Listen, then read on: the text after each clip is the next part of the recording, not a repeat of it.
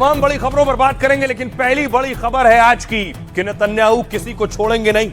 Netanyahu बदला लेने के लिए जाने जाते हैं। नेतन्याहू बहुत गुस्से में हैं, आग बबूला हैं, लगातार बैठकें कर रहे हैं अपनी आर्मी के साथ भी, सेना के साथ भी, अपनी खुफिया एजेंसी के साथ भी।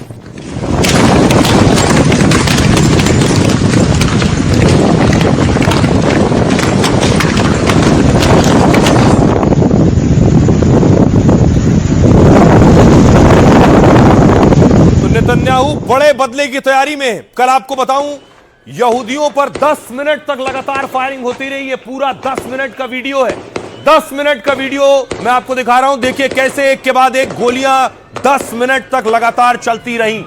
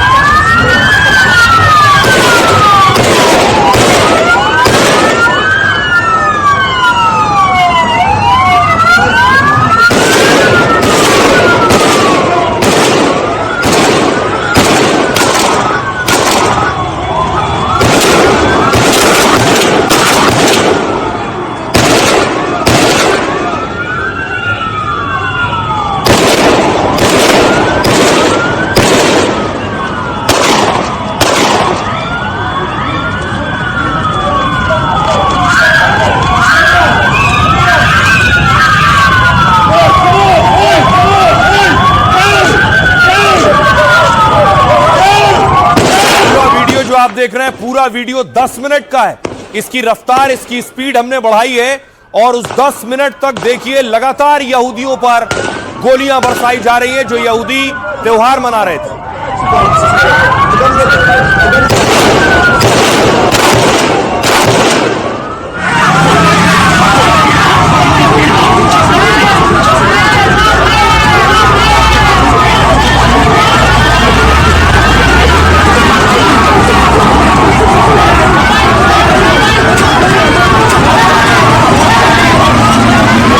देख रहे हैं दोनों हमलावर यहीं मार दिए जाते हैं, इसी जगह पर जहां से गोली चला रहे थे।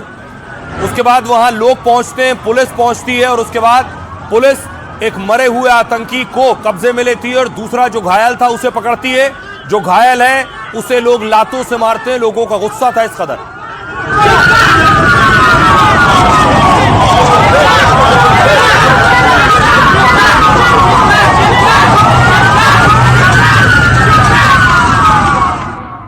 ये लगभग 10 मिनट का वीडियो था। इसकी रफ्तार हमने बढ़ाकर आपको दिखाया। लगातार गोली चल रही थी। तब ये लगभग 2 से 2.5 मिनट का वीडियो हुआ। इतनी गोली चलने के बाद देखिए नेतन्याहू ने तस्वीरें देखी। अब इसका बदला लेने वाले वो किस तरह से उन्होंने हमास के आतंकी हमले का बदला लिया। लाशों के ढेर लगे थे। 10 मिनट गोलियों की ताबड़तोड़ बौछार के बाद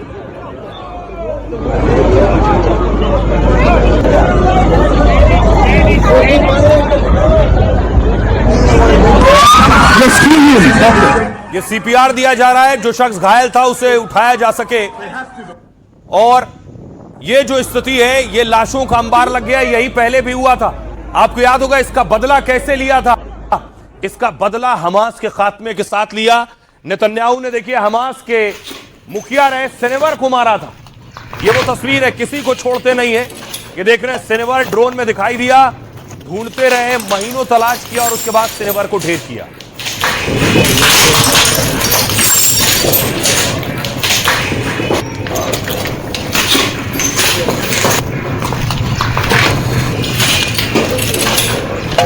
ये सिनेवर बैठा था जिसे मार गिराया था इजरायली सेना ने। तो नेतन्याहू चुन चुन कर मारते हैं, जैसे हमास के सबको खत्म किया। हिजबुल्लाह का याद होगा आपको, लेबनान में पेजर धमाके हुए। यह तरीका है नेतन्याहू का बदला लेने का।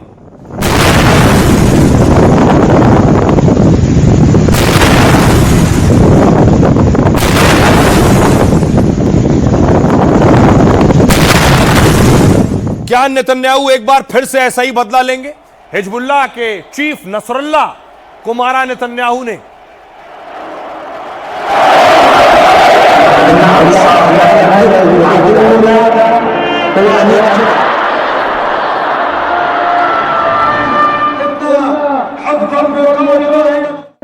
इसी तरह आपको याद होगा हानिया को मारा था, जो हमास का चीफ था। यह हानिया का जनाजा था, जिसके बाद ईरान के साथ और ज्यादा हालात गंभीर हो गए थे।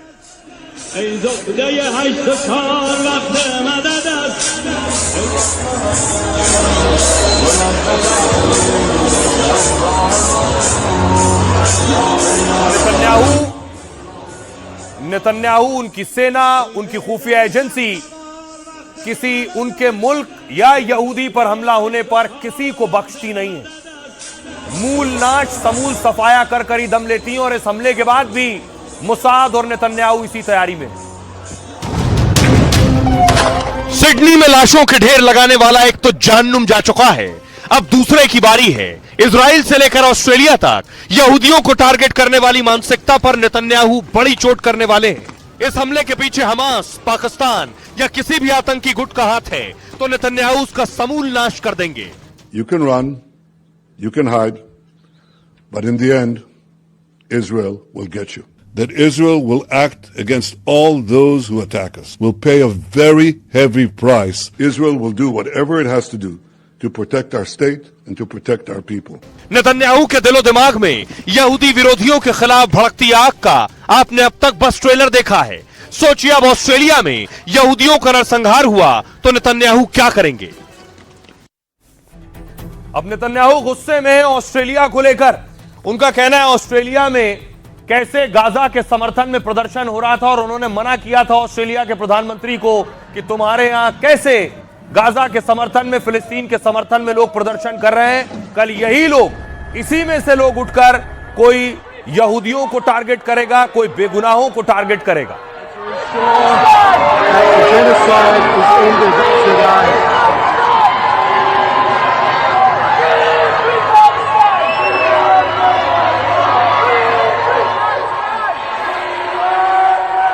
नेतन्याहू इसको लेकर गुस्से में है। ये तस्वीरें मैं आपको दिखा रहा हूं, सिडनी में फिलिस्तीन समर्थन में प्रोटेस्ट और प्रदर्शन हो रहा था। नेतन्याहू ने उस वक्त आगाह किया था कि तुम्हारे देश में भी इस तरह की चीजें सर उठाएंगी, और इस हमले के बाद नेतन्याहू का गुस्सा नजर आया ऑस्ट्रेलिया पर और उनके पीएम पर। क्या सिडनी ने अटैक से भड़के नेतन्याहू ने ऑस्ट्रेलियाई सरकार को घेरा है। कहा मैंने 4 महीने पहले पीएम एल्बनीज को एक चिट्ठी लिखी थी, उन्हें आगाह किया था कि आपकी नीतियां यहूदी विरोध बढ़ा रही हैं। फिलिस्तीनी देश की मांग यहूदी विरोधी आग में घी का काम कर रही है। यह हमास के आतंक को इनाम देती है और नफरत को बढ़ावा देती है। इतना ही नहीं, ऑस्ट्रेलियाई पीएम को फटकारते हुए नेतन्याहू ने कहा यहूदी विरोध एक कैंसर है जो नेताओं के चुप रहने से फैलता है। यह तभी कम हो सकता है जब कोई नेता एक्शन लेता है। आप कमजोरी को एक्शन और शांति को पक्के इरादे से बदलें, लेकिन आपने कमजोरी नहीं छोड़ी और तुष्टीकरण बढ़ा दिया है। आपकी सरकार ने यहूदी विरोध को रोकने के लिए कुछ नहीं किया।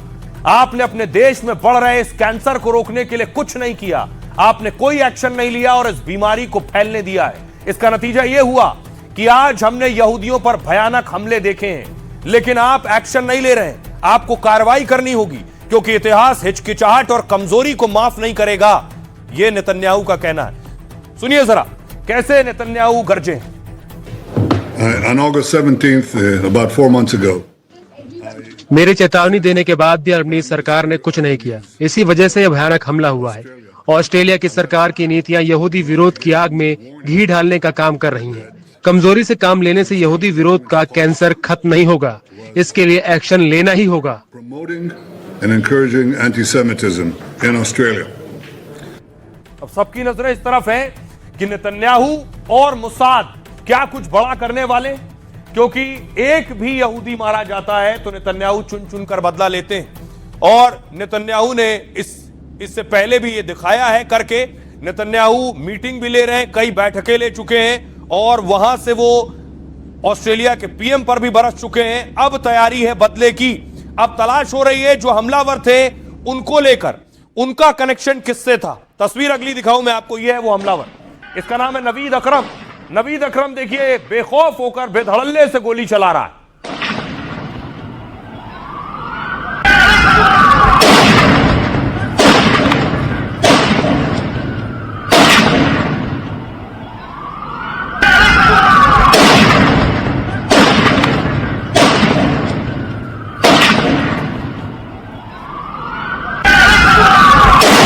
लेकिन गोली चलाने वाला नवीद अकेले नहीं था। नवीद अकरम और उसका पिता साजिद अकरम दोनों गोली चला रहे थे यहूदियों पर। ये दोनों सिडनी में थे। ये पिता पुत्र की तस्वीरें आप देख रहे हैं। दोनों फायरिंग कर रहे थे बीच पे। बेटा अभी जिंदा है, यानी नवीद अकरम अभी जिंदा है। मुसाद और नेतन्याहू को जानकारी है। सवाल यह है कि इस हमले के पीछे और कौन है। नेतन्याहू उन सबको चुनकर खत्म करेंगे। देखिए जरा क्या हो रहा था सिडनी में। सिडनी बीच की तस्वीर है। यहूदी अपना फेस्टिवल मना रहे थे। नवीद अकरम और साजिद अकरम बंदूक लेकर आए। एक हमलावर 50 साल का पिता था जो मारा जा चुका है, जबकि दूसरा हमलावर 24 साल का बेटा है जो गिरफ्त में है। फायरिंग और पिटाई से उसकी हालत गंभीर है लेकिन स्थिर है। पिता का नाम साजिद अकरम है और बेटा नवीद अकरम। अमेरिकी मीडिया का दावा यह है कि हमलावर पाकिस्तानी है। रिपोर्ट में दावा यह है कि यह पाकिस्तान के लाहौर के रहने वाले हैं। 24 साल के हमलावर बेटे ने लाहौर से ही पढ़ाई की थी, लेकिन फिर परिवार के साथ ये ऑस्ट्रेलिया शिफ्ट हो गए। आतंकी पिता सिडनी में फल बेचने का काम करता था। पुलिस के मुताबिक हमलावर पिता के पास 6 लाइसेंसी हथियार हैं। हो सकता है उन्होंने में से किसी बंदूक का हमले में इस्तेमाल किया हो। जो बंदूकें उनके पास हैं उसका इस्तेमाल किया गया हो। रिपोर्ट के मुताबिक आतंकियों के घर से 2 बंदूकें बरामद की गई हैं। पुलिस ने हमलावरों के घर पर छापा मारकर छानबीन की थी। साथ ही आतंकियों के परिवार वालों को भी पुलिस ने पकड़ लिया। पुलिस ने कहा हमले में 10 से 87 साल के लोग मारे गए हैं। हमलावरों के आतंकी गुट से लिंक और मकसद की जांच जारी है। यही नेतन्याहू भी जांच कर रहे हैं। सोचिए जरा, नवीद अकरम की उम्र सिर्फ 24 साल थी। 2001 की पैदाइश है।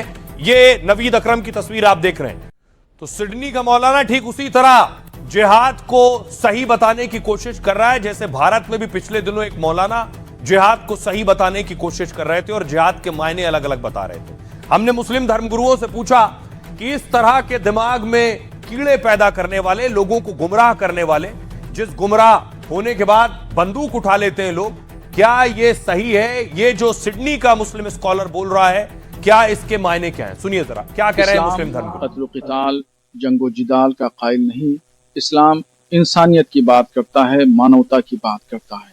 पैगम्बर इस्लाम सल्लल्लाहु ताला अलैहि वसल्लम ने पूरी दुनिया को अमन और शांति का पैगाम दिया और ये लोग शांति को भंग कर रहे हैं, इंसानियत का खून कर रहे हैं। ये इस्लाम के उसूलों के खिलाफ है। इजराइल के लोग जो हैं फ़लस्तीन में बेगुनाह मासूमों का कत्ल कर रहे हैं, तो वो भी इतनी ही निंदनीय है जितना निंदनीय ये सिडनी की घटना है। लिहाजा बहैसियत के मुसलमान के और बहैसियत कुरान की रूह से ये किसी भी तरह से जायज़ नहीं है। दुनिया में वर्ल्ड वाइड इस तरीके के विचारों को प्रमोट किया जा रहा है कि जिहाद दरअसल नॉन मुस्लिम्स को मारने की एक रिलीजियस प्रक्रिया है। दरअसल ये एक फसाद का रूप है जिसको इस्लाम जैसा शांति प्रिय मजहब किसी भी रूप में एक्सेप्ट नहीं कर सकता है। तो आतंकी घटना हुई है और किसी भी निर्दोष की हत्या हो पूरी दुनिया के अंदर कहीं भी, वो नाजायज है और सरासर गलत है। जो लोगों ने उस घटना को अंजाम दिया है उन्होंने बहुत गलत करा है, क्योंकि एक निर्दोष आदमी की जो है हत्या होना पूरी इंसानियत की जो है हत्या होने के बराबर होता है। अब सोचिए जरा कि नेतन्याहू चुप नहीं बैठेंगे। आपको याद होगा गाजा में घुस घुस कर चुन चुन कर, चाहे वो गुफाएं सुरंग हो, कहीं भी छुपे हो हमास के आतंकी, चुन कर नेतन्याहू की सेना ने ढेर कर दिया। उनकी खुफिया एजेंसी एक्टिव हो जाती है और उसके बाद कौन कहां छिपा है सारी जानकारी उनके पास होती है। और मुसाद की यही काबिलियत और खासियत है।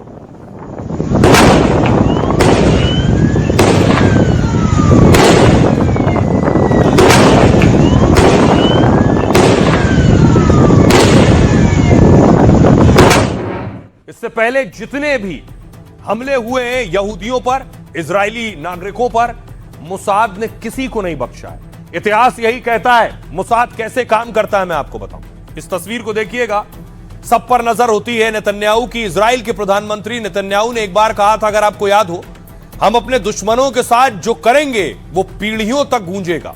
इसका मतलब है इजराइल कभी अपने दुश्मन को छोड़ता नहीं है। यह तस्वीर याद है आपको। हमास ने 7 अक्टूबर को इजरायलियों पर हमला किया तो नेतन्याहू ने 2 साल में गाजा को तबाह कर दिया। गाजा के आतंकी गुट हमास का पूरा नेटवर्क खत्म कर दिया। हमास के 2 मुखिया और कई टॉप कमांडर को मार गिराया। यह अगली तस्वीर भी आपको याद है। हिजबुल्लाह के चीफ हसन नसरुल्लाह को मौत के घाट उतार दिया। लेबनान में पेजर ब्लास्ट कर हिजबुल्लाह के 42 लोग मार दिए गए। यह तस्वीर देखिए ध्यान से। यह भी मोसाद ने क्या किया था। इजरायली खुफिया एजेंसी मोसाद ने ऐसे ही एक ऑपरेशन किया जब 1972 के म्यूनिक ओलंपिक में फिलिस्तीनी चरमपंथी गुट ने इजरायली टीम के 9 लोगों की अगवा करके हत्या कर दी थी। ओलंपिक के लिए गए थे, जिसका बदला मोसाद ने लिया और हमलावरों को ढूंढ ढूंढ कर मारा। इसी तरह मोसाद का एक और एक्शन, नाजी जर्मनी ने करीब 60 लाख यहूदियों का कत्ल कर दिया था। यहूदियों के जरसंहार में एक अफसर की बहुत बड़ी भूमिका थी, वो है ये अफसर। 1960 में नाजी अफसर एडोल्फ आइकमैन को मोसाद ने दबोचा, इसको खींच कर लाए, अर्जेंटीना से किडनैप कर इजराइल लाए और यहां बाकायदा कोर्ट में इसे सजाए मौत दी गई। एक और ये तस्वीर, 1976 में फिलिस्तीन के गुट ने पेरिस जा रहे प्लेन को हाईजैक कर लिया और उसके बाद युगांडा ले गए। इस प्लेन में 100 इजरायली और यहूदियों को बंधक बना लिया था। तब मोसाद की जानकारी पर सेना ने ऑपरेशन चलाकर रिहा किया, लेकिन इस दौरान नेतन्याहू के कमांडर भाई की जान चली गई थी, लेकिन सारे नागरिकों को छुड़वाया था। सुनिए जरा, नेतन्याहू का अंदाज भी वही रहता है। दुश्मनों के खिलाफ क्या कह रहे हैं।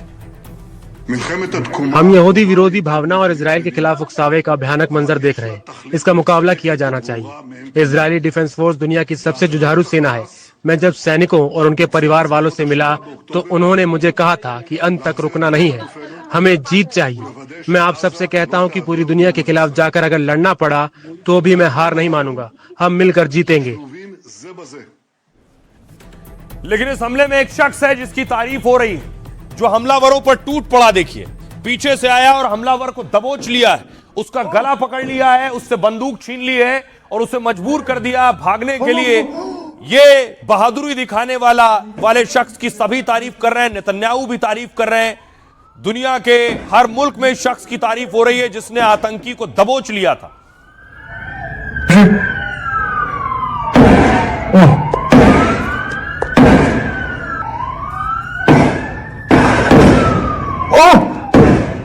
अब देखिए, ये करने वाला शख्स था कौन।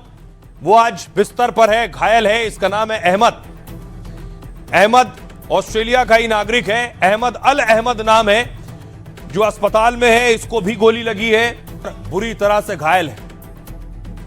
आइए आपको बताऊं अहमद कौन है और दुनिया के बड़े बड़े नेता क्या कह रहे हैं उसके बाद। इसे सिडनी का हीरो कहा जा रहा है। जब ऑस्ट्रेलिया के बोंडी बीच पर 2 आतंकी जल्लाद बनकर गोलियां बरसा रहे थे, तब हीरो बनकर एक शख्स आया जिसकी इस वक्त पूरी दुनिया में चर्चा है।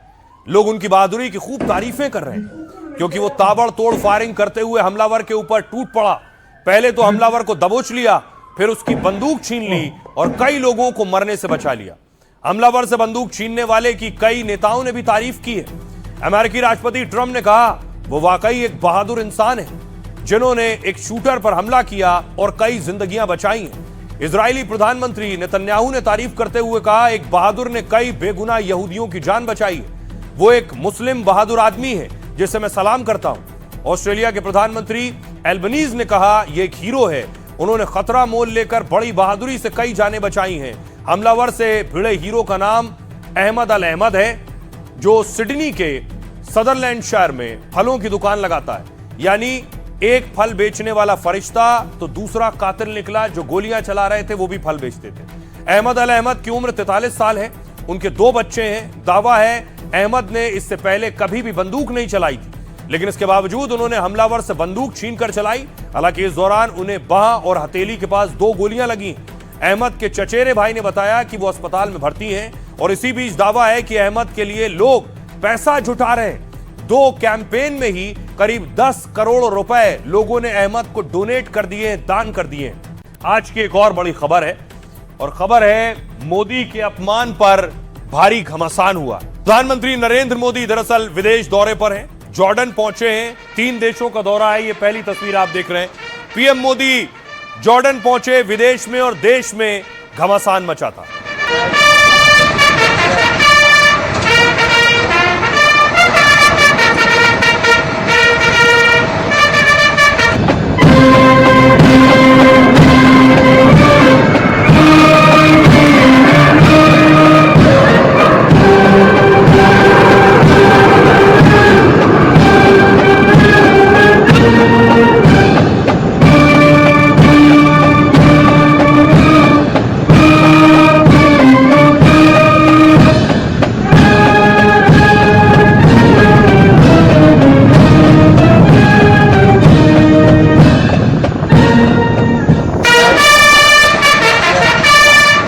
प्रधानमंत्री नरेंद्र मोदी जॉर्डन में, भारत में पीएम मोदी के खिलाफ नारे लग रहे थे, मोदी तेरी कब्र खुदेगी। इस पर आज बवाल हुआ।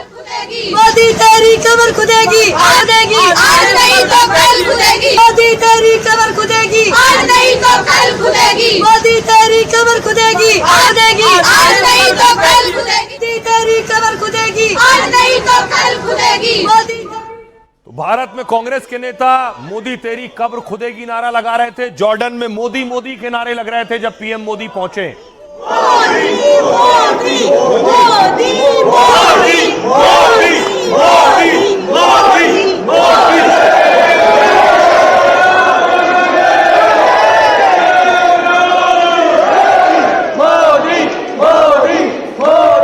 मोदी मोदी हो रहा था जॉर्डन में, लेकिन संसद में आज बवाल हो रहा था पीएम मोदी के खिलाफ जो नारेबाजी की गई। ये इस देश के लिए बहुत दुखद समय है कि कांग्रेस पार्टी ऐसा शब्दों का इस्तेमाल करते हैं और सारे कांग्रेस पार्टी पूरे का पूरे नेतृत्व उस रैली में मौजूद थे और प्रधानमंत्री मोदी जी का कब्र खोदने के लिए इन्होंने नारा लगाया। इस देश के लिए इससे शर्मनाक, इससे ज्यादा दुर्भाग्यपूर्ण कोई चीज। न सिर्फ किरण रिजिजू बल्कि पीएम मोदी की कब्र वाले नारे पर जेपी नड्डा ने भी कांग्रेस से माफी की मांग की।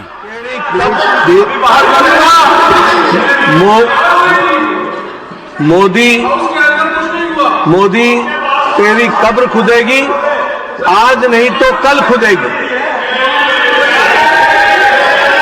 ये इस तरीके के नारे, ये बात रिकॉर्ड से जारी प्लीज, इस तरीके के नारे कांग्रेस पार्टी के सोच और मानसिकता को दर्शाता है।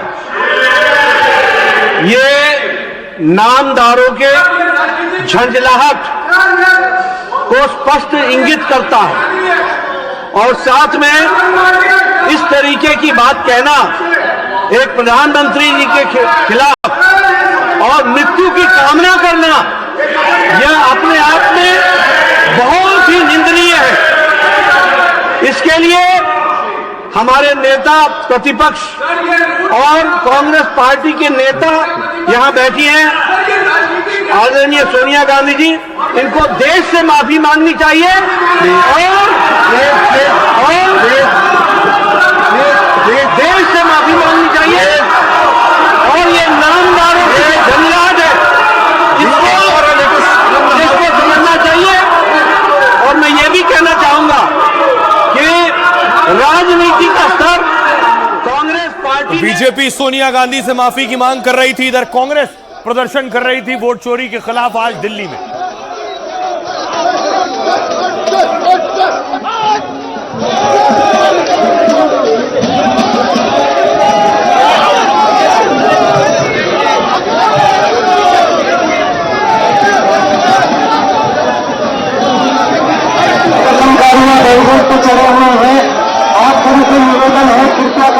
मोदी तेरी कब्र खुदेगी, आज नहीं तो कल खुदेगी। और उनके लिए तो सबसे प्रिय नारा क्या है?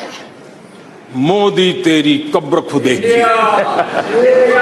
मोदी तेरी कब्र खुदेगी। मोदी मोदी तेरी कब्र खुदेगी। अपने हर अपमान और गाली को मोदी हथियार बना लेते हैं और उसके वार से विपक्ष ही ढेर हो जाता है। लेकिन कांग्रेस और उसके कार्यकर्ता ये भूल जाते हैं और विरोध के नाम पर जब भी मौका मिलता है, कभी वोट चोर तो कभी मोदी तेरी कब्र खुदे की नारा लगाते हैं। मोदी तेरी कब्र खुदेगी, आज नहीं तो कल खुदेगी। मोदी के कब्र वाले बयान फिर कांग्रेस के गले की हड्डी बनने लगा है। संसद से सड़क तक राहुल और सोनिया के खिलाफ प्रदर्शन होने लगा। बीजेपी ने ऐलान कर दिया कि जब तक कांग्रेस माफी नहीं मांगेगी, कांग्रेस के खिलाफ हल्ला बोल जारी रहेगा। नामदारों के झंझलाहट को स्पष्ट इंगित करता है और सारे कांग्रेस पार्टी पूरे के पूरे नेतृत्व उस रैली में मौजूद थे और प्रधानमंत्री मोदी जी का कब्र खोदने के लिए इन्होंने नारा लगाया। तो आज संसद में इसी नारे को लेकर बवाल हुआ है। देखिए क्या कहा जा रहा है। जेपी नड्डा ने कहा, प्रधानमंत्री मोदी की मौत की कामना करना बेहद शर्मनाक है। सोनिया गांधी, राहुल गांधी को पूरे देश से माफी मांगनी चाहिए। कांग्रेस की रैली में लगा मोदी के खिलाफ नारा कांग्रेस की असली सोच और मानसिकता का भी प्रमाण है। यह नामदारों की झुंझलाहट है जो बार बार सामने आ रही है। प्रियंका गांधी ने कहा, रैली में हमारे स्टेज से किसी ने ऐसी नारेबाजी नहीं की है। बीजेपी को खुद नहीं पता कि किसने नारेबाजी की है, फिर इस मामले को सदन में क्यों उठाया जा रहा है। हमने संसद में प्रदूषण पर भी चर्चा की मांग की थी, लेकिन बीजेपी सदन की कार्रवाई चलने ही नहीं देना चाहती है। सुधांशु त्रिवेदी ने कहा कि कांग्रेस की मुस्लिम लीग और माओवादी सोच सामने आ गई है। प्रधानमंत्री मोदी की कब्र खोदने की बात करने वाली पार्टी एक दिन खुद दफन हो जाएगी, नामो निशान नहीं रहेगा। राहुल के नेतृत्व में कांग्रेस का भी वही हाल होगा जो औरंगजेब के समय मुगलों का हुआ था। इमरान मसूद कह रहे हैं, इस तरह की नारेबाजी और अपमान गलत है। कांग्रेस का कभी ऐसा रिकॉर्ड और स्वभाव नहीं रहा है कि हम दूसरों को अपशब्द कहें। सोचिए बात इमरान मसूद कह रहे हैं जो खुद पीएम मोदी के लिए बोटी बोटी शब्दों वाला इस्तेमाल कर चुके हैं शब्दों का। गिरिराज सिंह कह रहे हैं, ये कांग्रेस की बौखलाहट और हताशा है। जनता खुद उनकी कब्र खोद चुकी है, इसलिए ये इन्हें कुछ समझ नहीं आ रहा है। मृत्युंजय तिवारी ने कहा, आरजेडी नेता ने इस तरह की नारेबाजी बिल्कुल गलत है। ऐसे नेताओं को हर हाल में रोकना चाहिए, नहीं तो बीजेपी जैसी पार्टी इसका फायदा उठा लेती है। किरण रिजिजू ने कहा, इससे ज्यादा शर्मनाक और निंदनीय क्या हो सकता है कि 140 करोड़ भारतीयों और दुनिया के सबसे लोकप्रिय नेता को इस तरह के नारों का सामना करना पड़ रहा है। सुनिए, सदन में जमकर हंगामा हुआ, बवाल हुआ। क्या कह रहे हैं सियासतदान। जो कांग्रेस पार्टी की रैली हुई उसमें नारे लगे, मोदी तेरी कब्र खुदेगी, आज नहीं तो कल खुदेगी। इस तरीके के नारे, ये बात रिकॉर्ड पे जा रही है प्लीज, ये तरीके के नारे कांग्रेस पार्टी के सोच और मानसिकता को दर्शाता है। आदरणीय सोनिया गांधी जी, इनको देश से माफी मांगनी चाहिए। किसने कहा ये सब? हमें तो मालूम ही नहीं है। हमें मंच पे तो बिल्कुल ऐसा नहीं हुआ। फिर पता चला कि पब्लिक में किसी ने इंटरव्यू दिया, पब्लिक में कोई कह रहा है, कोई कार्यकर्ता है या कौन है, किसी को मालूम भी नहीं है कौन है, उनको खुद नहीं मालूम कौन है, तो सदन में उठा क्यों रहे हैं, और वो भी क्वेश्चन आवर के टाइम। मुझे लगता है चलाना ही नहीं चाह रहे हैं। राम विरोधी कांग्रेस की रामलीला मैदान में उनके कार्यकर्ताओं के द्वारा कब्र खुदने जैसे शब्दों के नारे लगाते हुए वीडियो उपलब्ध हुए हैं। ये दर्शाता है कि कांग्रेस पार्टी अब मुस्लिम लीगी माओवादी एजेंडा के तहत चलते हुए एक राजनैतिक दल के स्थान पर अराजकता का मंच बनती चली जा रही है। इस तरह के वीडियो देखे हैं ना, इसके बारे में सुना जरूर है आप लोगों से, न इस तरह की भाषा को कोई भी कांग्रेस का वर्कर या नेता स्वीकार करेगा, क्योंकि राजनीति में भाषा की मर्यादा हमेशा ध्यान रखनी चाहिए। भले मोदी जी रखे या ना रखे, भाजपा रखे या ना रखे, कांग्रेस का एक संस्कार रहे हैं, परंपरा रही है कि इस तरह की भाषा हम नहीं मानते। अब आप समझिए ना कि इस देश का इशू है ही नहीं कुछ, व्यक्ति जिस कंट्री का इशू हो जाए, और जबकि वो मुद्दा है ही नहीं। कांग्रेस के मंच से कोई बात नहीं कही गई, कोई बीजेपी का कोई वर्कर कहीं पर या किसी का वर्कर कुछ भी कहा, वो सदन का मुद्दा कभी नहीं बना। कल कांग्रेस के रैली में प्रधानमंत्री मोदी जी का कब्र खोदने के लिए बात कहा गया है। ये इस देश के लिए बहुत दुखद समय है कि कांग्रेस पार्टी ऐसा शब्दों का इस्तेमाल करते हैं। मैं चाहता हूं कांग्रेस के नेतृत्व माफी मांगना चाहिए। देखिए, प्रियंका गांधी ने कहा उन्हें नहीं पता कि कौन था जो ये नारे लगा रहा था, लेकिन वो नारे लगाने वाली मंजू मीणा थी। मंजू मीणा कांग्रेस की नेता है, नेता ही नहीं अध्यक्ष है जयपुर की, जयपुर जिला कांग्रेस की अध्यक्ष है मंजू मीणा, जो मोदी के खिलाफ नारे लगा रही थी। यानी इस तानाशाही हिटलरशाही सरकार से सब परेशान हो चुके। मोदी तेरी कबर खुदेगी आज नहीं तो खुदेगी, मोदी तेरी कबर खुदेगी आज नहीं तो खुदेगी, मोदी तेरी कबर खुदेगी आज नहीं तो। ये जरा कौन है मंजू मीणा? मंजू मीणा के बारे में आपको बताऊं, दिल्ली में कांग्रेस की रैली मोदी तेरी कब्र खुदेगी नारा इन्होंने लगाया। इस नारे की अगुवाई करने वाली महिला नेता सुर्खियों में है। कांग्रेस की इस महिला नेता का नाम मंजूलता मीणा है। मंजू मीणा जयपुर की महिला कांग्रेस अध्यक्ष है। खबर है कि राहुल गांधी और अशोक गहलोत की सहमति से ही उन्हें पद मिला है। दरअसल मंजू 8 साल से कांग्रेस की समर्पित कार्यकर्ता है। जमीनी स्तर पर काम कर मंजू ने अपनी खास पहचान बनाई। राजस्थान में कांग्रेस के हर बड़े प्रदर्शन और कार्यक्रम में मौजूद होती है। राजस्थान में राहुल गांधी के कई कार्यक्रम में भी शामिल हो चुकी हैं। मोदी के खिलाफ विवादित नारा भी राहुल प्रियंका की रैली में लगाया। कहा वोट में धांधली को लेकर जनता में बहुत गुस्सा है और चुनाव आयोग भी बीजेपी के इशारे पर काम कर रहा है, इसलिए मैंने ये नारा लगाया और मैं इस पर कायम हूं। हालांकि कांग्रेस पार्टी अब मंजू मीणा से दूरी बनाने में लगी है। कांग्रेस के बड़े नेता मंजू के बारे में बोलने से बच रहे हैं। वो कह रहे हैं हम नहीं जानते कौन थी। सुनिए जरा क्या कुछ कह रही है मंजू मीणा। भाई मोदी तेरी कबर खुदेगी आज नहीं तो खुदेगी, अंत तो सभी का आता है। यानी इस तानाशाही हिटलरशाही सरकार से सब परेशान हो चुके हैं, तो ये जनता अपनी आवाज बुलंद करेगी और 2028 में उनके ताबूत की आखिरी कील साबित होगी। लेकिन मोदी जो ईवीएम को हैक करके जो वोट चोरी करते हैं ना, ये अब नहीं चलेगी। जनता जाग चुकी है। आपने कल देखा भी होगा रैली में कितने देश के हर कोने से लाखों की संख्या में लोग आए थे और उन्होंने राहुल गांधी जी ने जो नारा दिया वोट चोर गद्दी छोड़, उसमें राहुल गांधी जी के हाथ मजबूत करने आए थे। अब की मोदी तेरी कबर खुदेगी आज नहीं तो कल खुदेगी। इसका मतलब तो यही है कि ये सरकारी एजेंसियों को कमजोर कर रहे हैं। निर्वाचन आयोग हमेशा स्वतंत्र रहता है और अपना स्वतंत्र काम करता है। देखो ये तो जनता का रोष है, इसमें तो मैं तो कायम ही हूँ। और आइए अब आपको बिहार ले चलता हूं। आज एक तस्वीर आई जो चारों तरफ सुर्खियां बनी है। वो तस्वीर ये है, नीतीश कुमार एक कार्यक्रम में मौजूद थे जहां एक महिला का नकाब खींच दिया उन्होंने।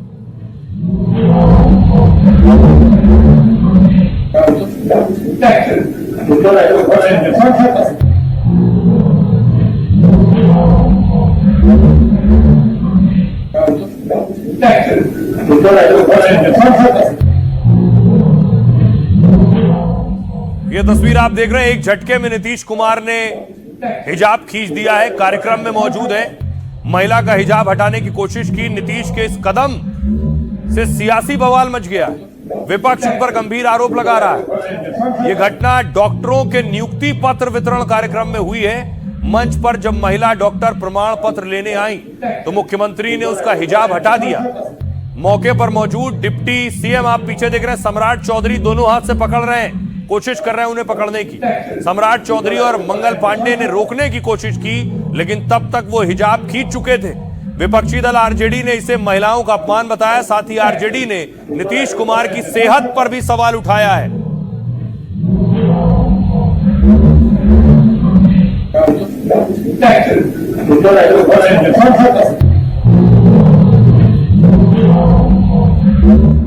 अब आपको याद होगा इस पर बवाल हो रहा है, आरजेडी उनकी सेहत पर बवाल कर रही है। एक और तस्वीर आई, देख रहे हैं नीतीश कुमार सलामी लेने जा रहे थे।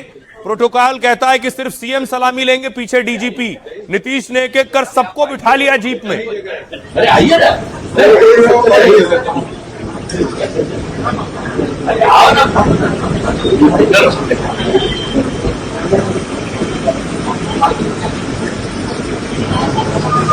ये तस्वीर आप देख रहे हैं, अमूमन सीएम खुद सलामी लेते हैं, आगे सीएम खड़े होते हैं, पीछे डीजीपी। नीतीश ने जितने नेता थे उन सबको कहा आइए बैठ जाइए। सम्राट चौधरी को देखिए इशारा किया, वो भी आ गए।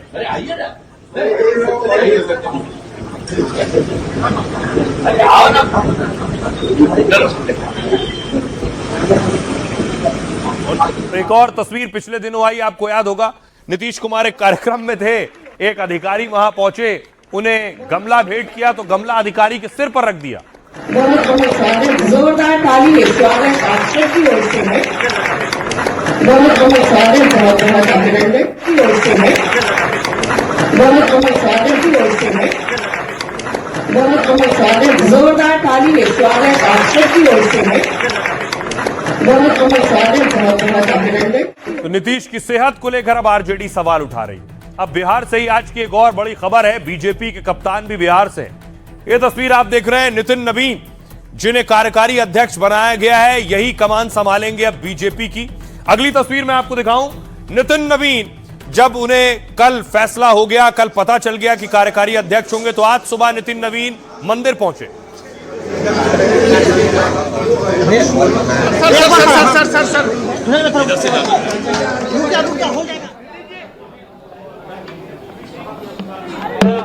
और उसके बाद पटना से सीधे दिल्ली के लिए निकले और बीजेपी हेडक्वार्टर पहुंचे नए बॉस।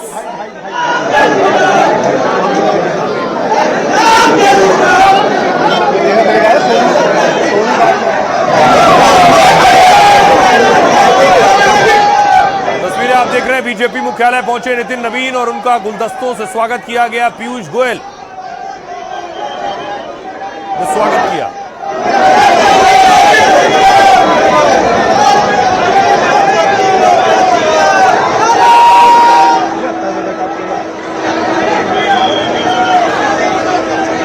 सैकड़ों की संख्या में कार्यकर्ता बीजेपी ऑफिस में मौजूद थे नए कार्यकारी अध्यक्ष के स्वागत के लिए और गमछा घुमाना भी शुरू हो गया।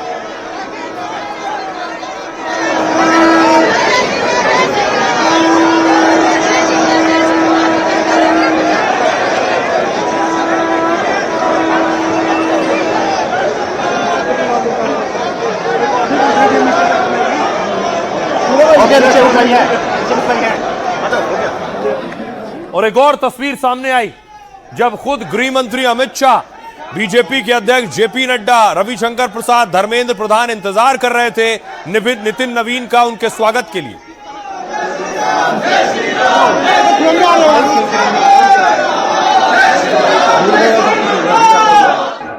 और देखिए कार्यालय के अंदर की तस्वीर, नितिन नवीन पहुंचे हैं और उन्हें कुर्सी पर बिठाया गया बॉस की तरह। वही कप्तान है और वही चीफ है। जेपी नड्डा ने खुद उन्हें कुर्सी पर बिठाया।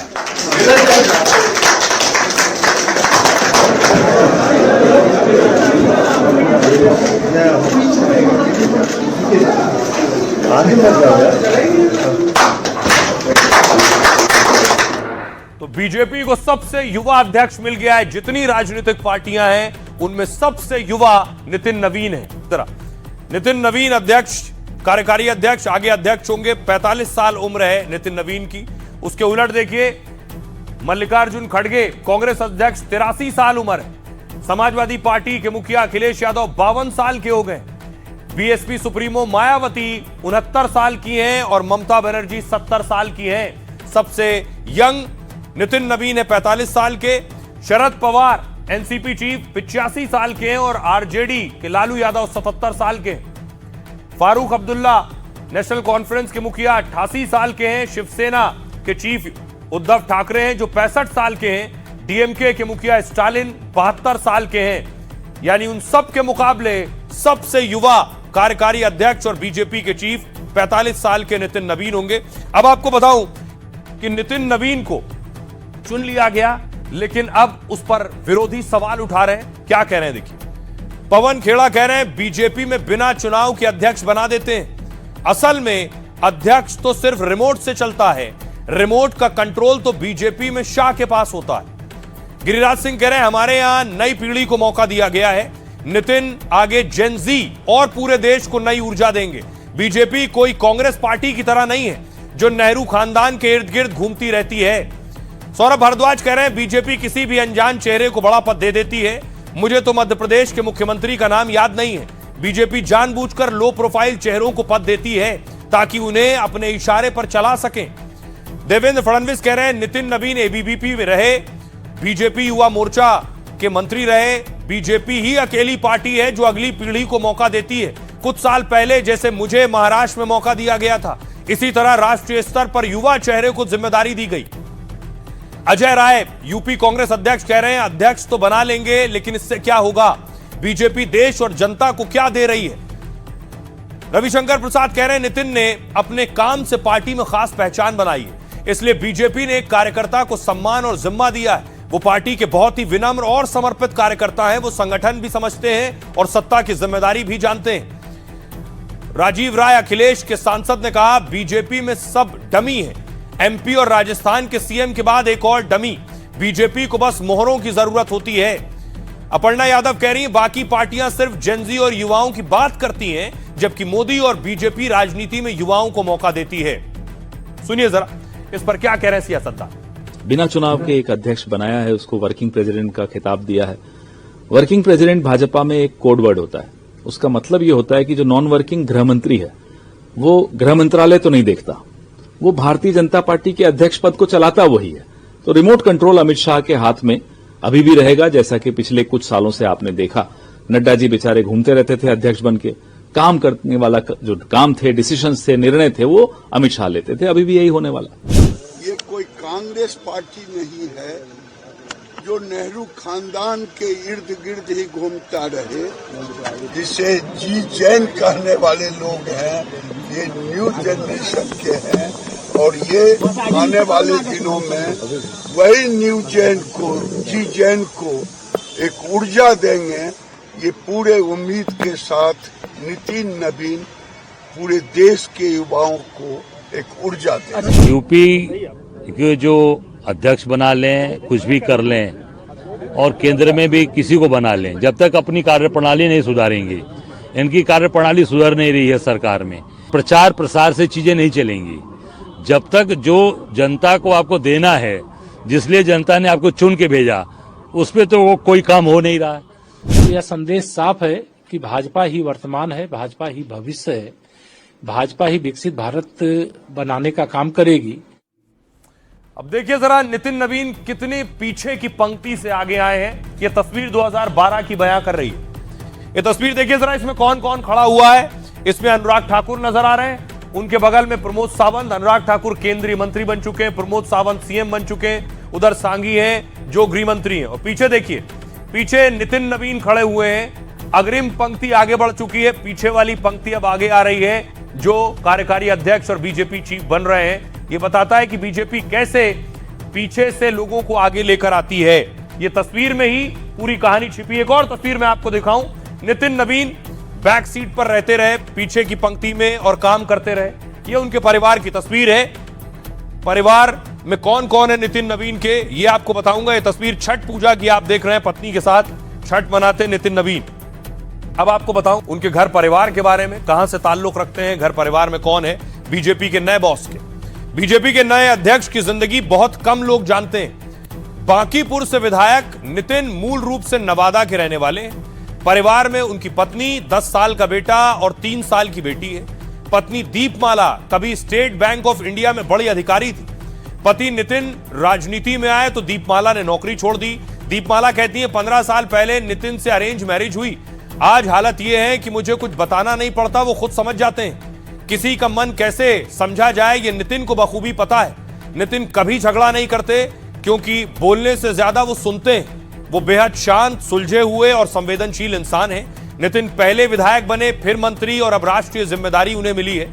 लेकिन इसके बावजूद परिवार और बच्चों के लिए वो समय निकाल लेते हैं। जिंदगी में जब चुनौती और परेशानी आती है तो हम पीएम मोदी को याद करते हैं। अगर मोदी जी मुश्किल हालात में भी देश को अच्छे से संभाल सकते हैं तो फिर हम लोग छोटी मोटी चीजें क्यों नहीं संभाल सकते हैं, नितिन नवीन कहते हैं। दरअसल नितिन नवीन पहले राजनीति में नहीं आना चाहते थे। वो इंजीनियरिंग की पढ़ाई कर रहे थे, तभी विधायक पिता का निधन हो गया। पढ़ाई छोड़कर नितिन राजनीति में आए, तब उनकी उम्र थी सिर्फ 26 साल। नितिन नवीन कहते हैं राजनीति उसी को करना चाहिए जिसमें संघर्ष का मादा हो।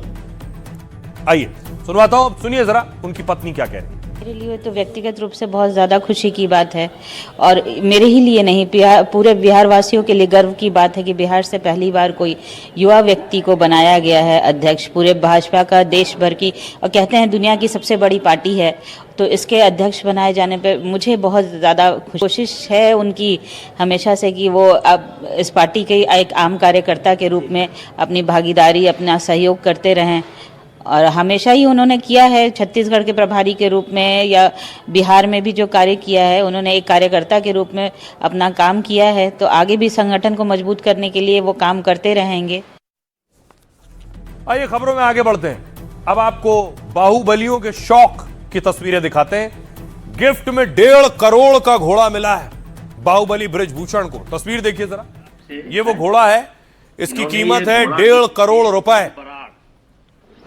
पंजाब से है, इन्होंने ये घोड़ा गिफ्ट किया है आज नए वर्ष के शुभ अवसर पर, जन्मदिन के शुभ अवसर पर।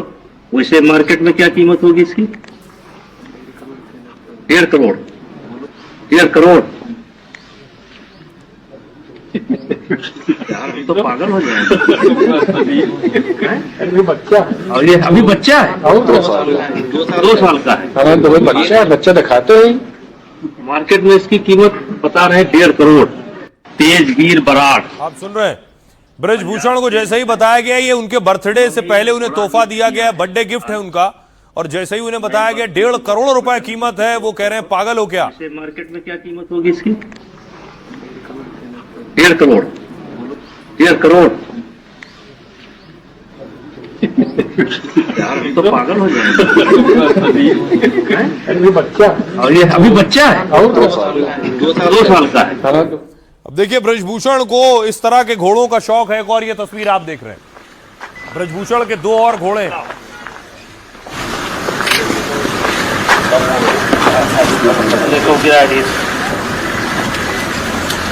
दो घोड़े आप देख रहे हैं, एक का नाम बादल है, दूसरे का नाम बुलेट। और बाहुबलियों को घोड़ों का शौक होता है। पिछले दिनों एक और तस्वीर आई थी, राजा भैया ने घोड़ा लिया था, नया घोड़ा ट्रोजन।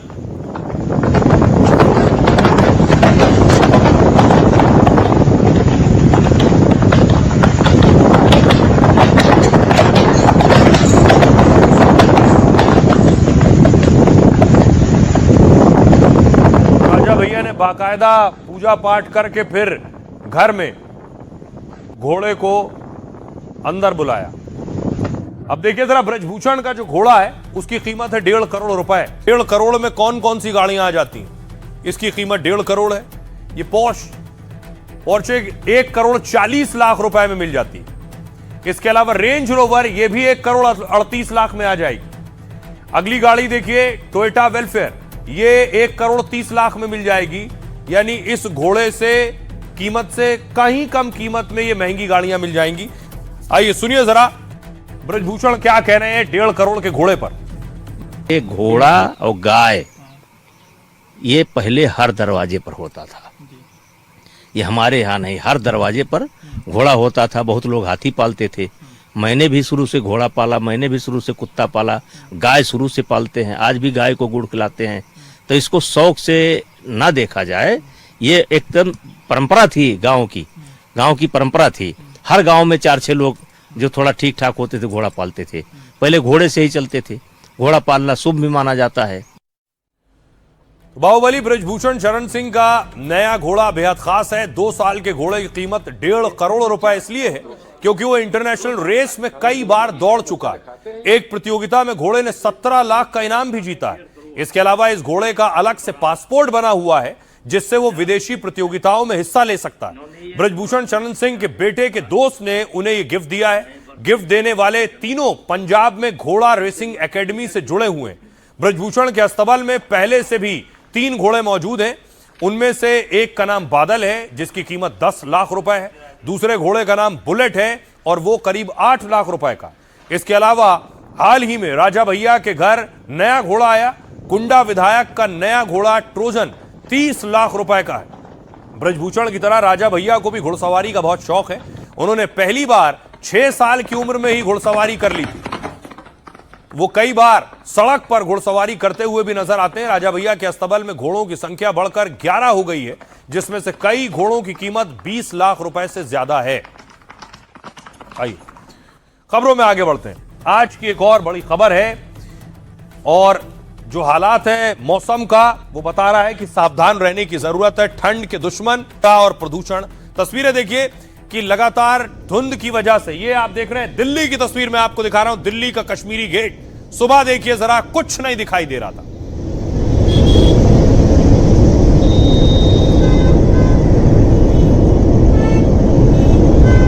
अगली तस्वीर देखिए जरा, इसकी वजह से हादसा हुआ। बताया गया लगभग एक्सप्रेसवे पर 20 से 30 गाड़ियां आपस में टकरा गई। दो ट्रक आपस में भिड़ गए।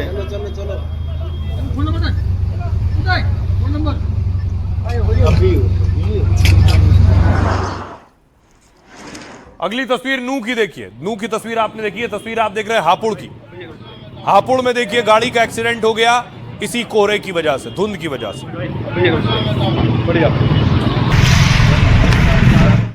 अब देखिए जरा, एक बाइक सवार बाइक चला रहा था और उसके आगे, उसके हेलमेट में कैमरा था, उसके आगे देखिए जो एक्सीडेंट हुआ है।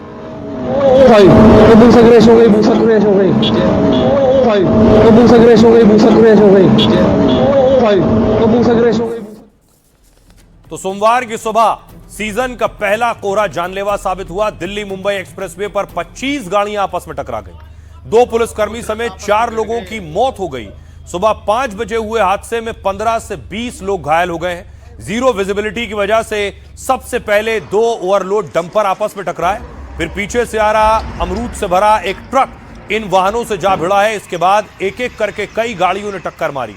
कोहरे की वजह से हापुड़ में भी 5 गाड़ियां आपस में टकरा गई। इस सड़क हादसे में 4 लोग घायल हो गए हैं। वो गाड़ियां मुरादाबाद से दिल्ली की ओर आ रही थी। फरीदाबाद में सुबह 8 बजे के करीब हादसे में 2 लोगों की मौत हो गई। दिल्ली मुंबई एक्सप्रेसवे पर फोर्ड एंडेवर गाड़ी खड़े कंटेनर में घुस गई और कंटेनर में खराबी की वजह से वो हाईवे पर खड़ा था। जब हादसा हुआ तो विजिबिलिटी सोचिए 20 मीटर से भी कम थी। Greater Noida eastern peripheral highway पर भी भीषण सड़क हादसा हुआ। 1 दर्जन से ज्यादा गाड़ियां आपस में यहां भी टकरा गई। देखिए जरा, उसके बाद हालात जो नजर आए ठंड के, वो तस्वीरें भी मैं आपको दिखाता हूं। ये देखिए धुंध, ये बारामूला की तस्वीर है। आगे आपको कुछ भी दिखाई नहीं दे रहा होगा।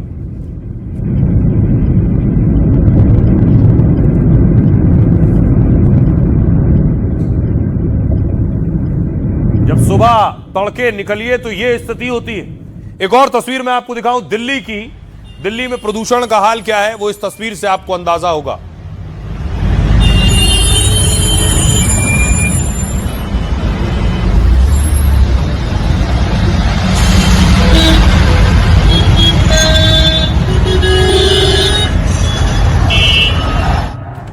दिल्ली में लगातार प्रदूषण बढ़ रहा है। दिल्ली एनसीआर में रहने वाले लोगों को सावधान रहने की बहुत जरूरत है। अपना और अपनों का बहुत बहुत ख्याल रखिए। रुक रहे हैं एक छोटे से ब्रेक के लिए, लौट रहे हैं कुछ ही पर।